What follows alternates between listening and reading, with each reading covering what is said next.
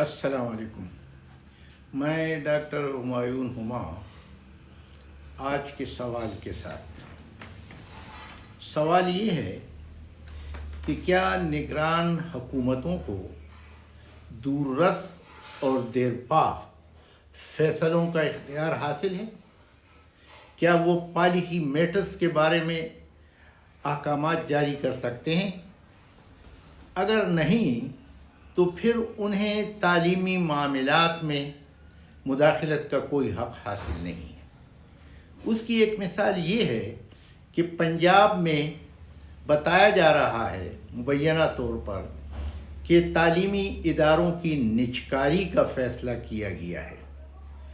وہ تعلیمی ادارے جو سرکار کے اختیار میں ہیں اور جہاں پر سرکاری ملازمتوں کے رولز اپلائی ہوتے ہیں اساتذہ پر، ان کو تنخواہیں سرکاری سکیلز کے مطابق دی جاتی ہیں اور ان کی کٹوتیاں بھی تنخواہ سے احکامات کے تحت ہوتی ہیں، قواعد کے تحت ہوتی ہیں.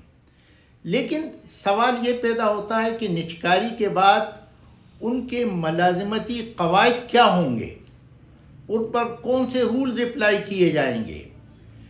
ان کی وہ گزشتہ ملازمتیں نجی سطح پر قابل قبول ہوں گی ان لوگوں کو جو یہ ادارے خرید رہے ہیں؟ ایک تو یہ مسئلہ ہے. دوسرا مسئلہ یہ ہے کہ وہاں پر لاہور میں میرے علم میں ہے یہ بات کہ بہت سے تعلیمی نجی ادارے جو ہیں وہ پہلی کلاسوں سے ہی طلباء سے 35 سے 40 ہزار تک ماہانہ فیس وصول کرتے ہیں. تو نجکاری کے بعد کیا عوام اپنے بچوں کے لیے اتنی فیس ادا کرنے کے قابل ہو سکیں گے یا نہیں؟ اگر نہیں تو پھر یہ عوام پر ایک بہت بڑا ظلم ڈھایا جا رہا ہے. تیسری بات یہ ہے کہ نصاب کیا ہوگا ان تعلیمی اداروں کے اندر، کیونکہ سرکاری اداروں تعلیمی اداروں میں تو جو نصاب پڑھایا جاتا ہے وہ ٹیکسٹ بک بورڈ کا منظور کردہ ہے، لیکن نجی تعلیمی اداروں میں اپنی پسند کے کورس پڑھائے جاتے ہیں، اپنی پسند کے نصابات پڑھائے جاتے ہیں. بلکہ ایک گلی میں اگر 4 تعلیمی ادارے ہوں تو ہر ادارے کا اپنا اپنا نصاب ہوتا ہے اور ان پر سرکار کی کوئی نگرانی نہیں ہوتی، کوئی ان پر چیک نہیں ہوتا.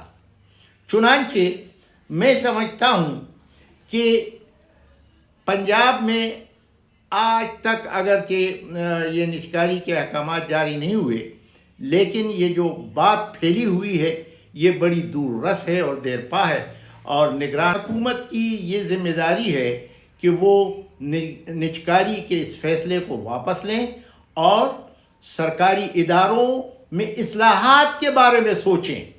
ٹھیک ہے، میں یہ مانتا ہوں، تسلیم کرتا ہوں کہ سرکاری تعلیمی اداروں کا نظام جو ہے وہ ڈھیلا پڑ چکا ہے.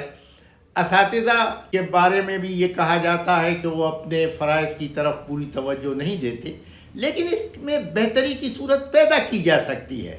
اس کے لیے کمیٹی مقرر کی جا سکتی ہے تاکہ وہ اس تعلیمی نظام کا جائزہ لے اور ان سرکاری اداروں میں جو پڑھائی ہوتی ہے ان پر نظر رکھے اور طلباء کی بہتری کے لیے ایسے پلان بنائے، ایسے منصوبے بنائے جو ان کے مستقبل کو بہتر بنا سکے. شکریہ.